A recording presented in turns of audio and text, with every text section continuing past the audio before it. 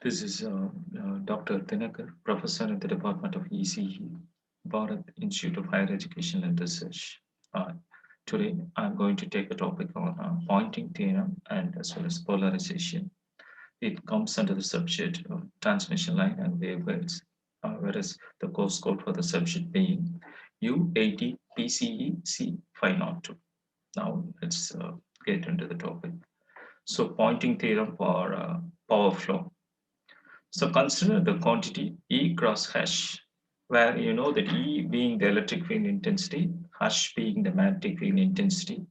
Then of course we have got a vector identity that del dot of E cross H is equal to H dot of del cross E minus E dot del cross H. Um, so for the above terms, we have got some sort of substitutions where del cross E, that is curl of E is equal to minus dou B by dou T. Then del cross of H, that is curl of H is equal to J plus dou D by dou T is equal to J naught plus dou D by dou T.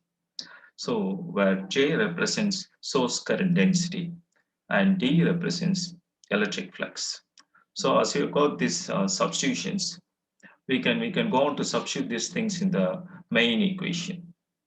So now by substituting, the main equation becomes that is del dot of E cross H is equal to minus E dot J naught minus E dot dou D by dou T minus H dot dou B by dou T.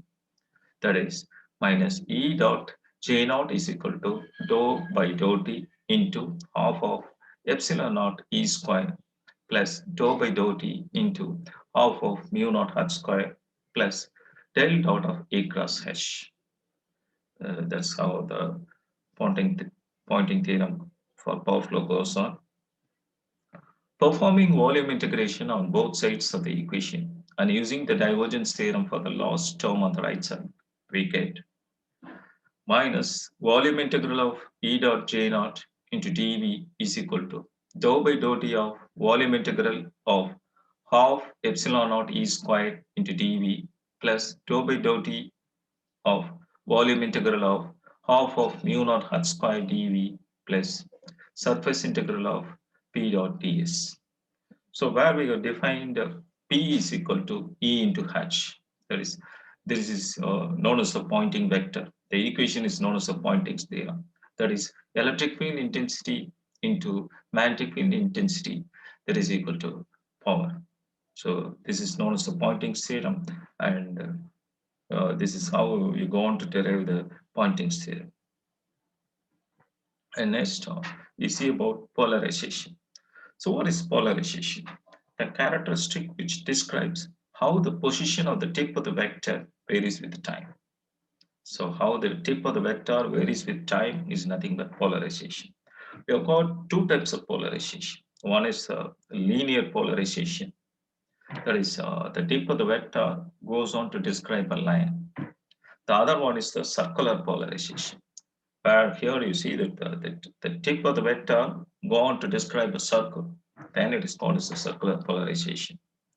So as from the very title, we can get to know what is linear polarization and circular polarization. The next one is a skein effect. What is skein effect? The effect of resistance in a transmission line is to continuously reduce the amplitude of both incident and reflected voltage and current waves. So of course, this being the function of a resistance in a transmission line. But what is the skein effect? As frequency goes on increases, depth of penetration into adjacent conductive surfaces decreases for boundary currents associated with electromagnetic waves. This results in the confinement of the voltage and the current waves at the boundary of the transmission line, thus making the transmission more lossy. So this is what we call it as a skein effect.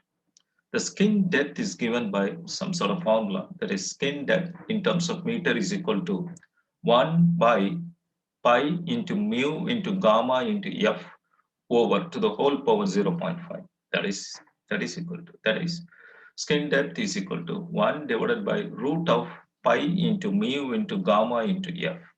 So as you all know, where f is equal to frequency in hertz, mu is the permeability, and gamma is conductivity. So this is skin effect. Uh,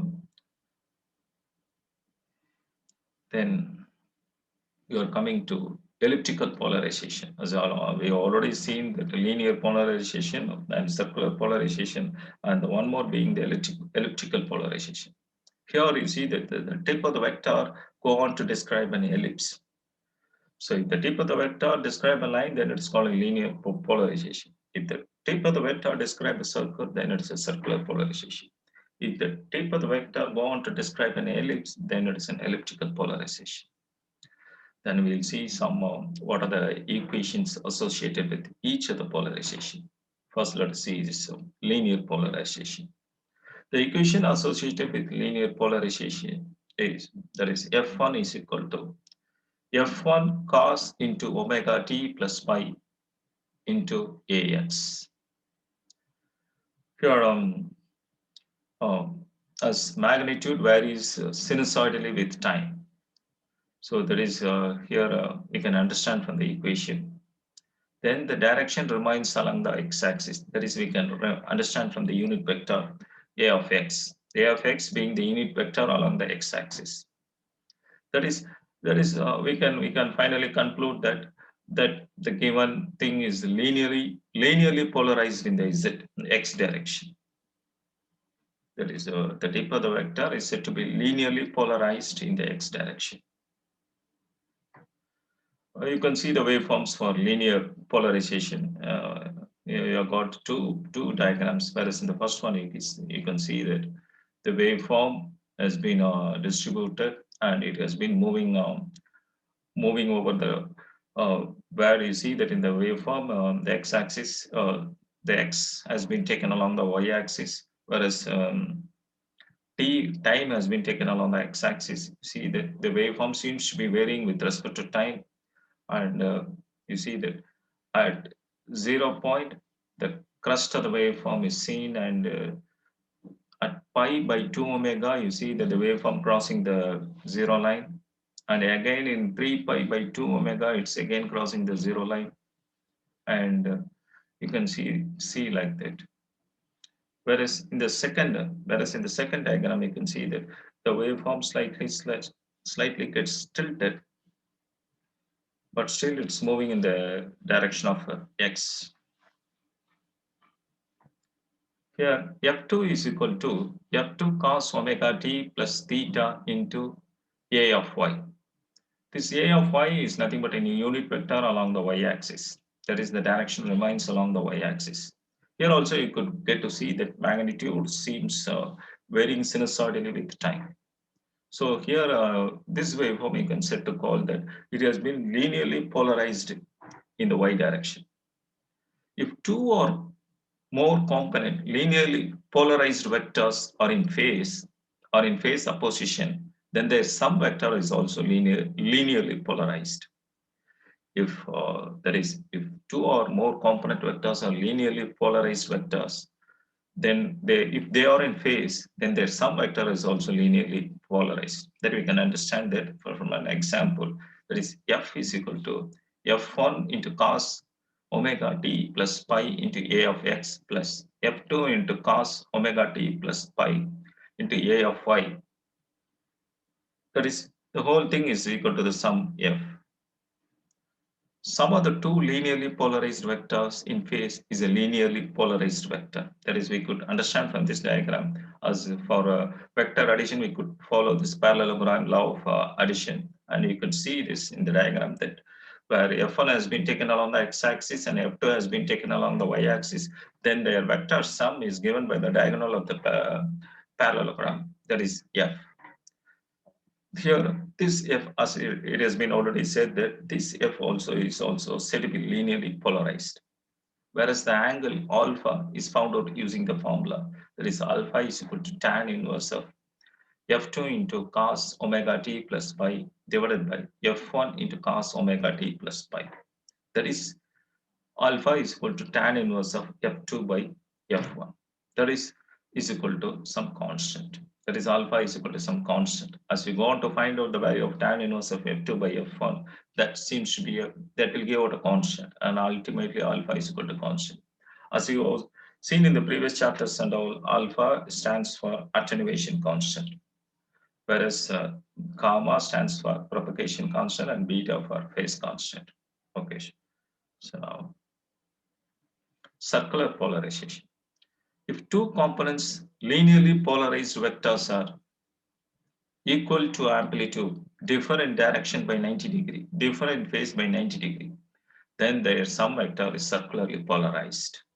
There is a you can get to know the conditions for circular polarization. That is, if two component linearly polarized vectors are equal to magnitude, then differ in direction by 90 degree, differ in phase by 90 degree, then the sum vector is circularly polarized. And now you could get to know from these diagrams. Here you see that F1 and F2 has been put up to add by means of parallelogram law of addition, and thereby getting F here. And you see that they have been adding in different directions, and you could see that the movement brings around a circular path as we are putting up F1 and F2 in the different directions. So we could be able to see that their sum F is given in a circular path. Now, as an example, if f is equal to f1 cos omega t ax plus f1 sin omega t ay, then modulus of f is equal to square root of f1 cos omega t to the whole square plus f1 sin omega t to the whole square. That is equal to f1, that is, which is a constant. Then again, we can find out alpha as alpha is equal to tan inverse of f1 sin omega t divided by f1 cos omega t. That is equal to tan inverse of tan omega t. That is f1 getting cancelled and sin omega t by cos omega t giving out tan omega t. So tan inverse of tan omega t is nothing but omega t. Thereby you see that, you could see from the diagram also, there you could see that f1 and f2 being put up, and the diagonal vector f is also given, f1 f2 being the component vector of the diagonal vector f, and you see that as f1 and f2 keeps on moving, keeps on changing, the resultant vector f has been moving along circular path. That's how it's said to be circularly polarized. Now, elliptical polarization. In the general case in which either of one or two is not satisfied, that is either linear polarization or circular polarization is not satisfied, then the sum of the two component linearly polarized vectors is an elliptically polarized vector. For example, f is equal to f1 cos omega t ax plus f2 sin omega t ay. And now here you could see that from the diagram that f1 and f2 being taken along as the component vectors of f, and the resultant f has been following an elliptical path. This we can really understand that as f doesn't fall into the category of linear polarization or either circular polarization, then we can immediately conclude that the resultant f is following some sort of elliptical polarization. As an example, f is equal to f naught cos omega t ax plus f naught cos omega t plus pi by 4 ay. Here you see that ax being the unit vector in the x direction and ay being the unit vector in the y direction. And you could see from the diagram how this elliptical polarization has been formed. You could see from the diagram that there is on the x-axis and under the y-axis f naught has been taken, the vector f has been shown in both axes, and there is an angle of pi by 4 between the x-axis and the diagonal, but the resultant f has moved away from the diagonal a little bit. That's how it's giving rise to an elliptical polarization. And you could understand from the point that if the vector F is not falling under linear polarization or circular polarization, then it has to be taken under elliptical polarization. And now, as you've seen, the things I want to say is, I want to summarize all the things that what are the different polarizations we have come across. What is a polarization? Polarization is nothing but the movement of the tip of the vector. So based on the movement of the tip of the vector, we have clearly classified as linear polarization, circular polarization, and elliptical polarization. Further, and one more thing that we saw is skin effect. The depth of penetration. The depth of penetration is given by the skin effect and all. And just before that, we saw the pointing theorem. Pointing theorem go on to illustrate that that is power is equal to power flow is given by the formula capital P is equal to E into H, where P stands for power flow, where E and H stands for electric field intensity and magnetic field intensity. So there we saw this pointing theorem. Then we saw about polarizations, different polarizations. Then, of course, we saw about the skin effect, and and we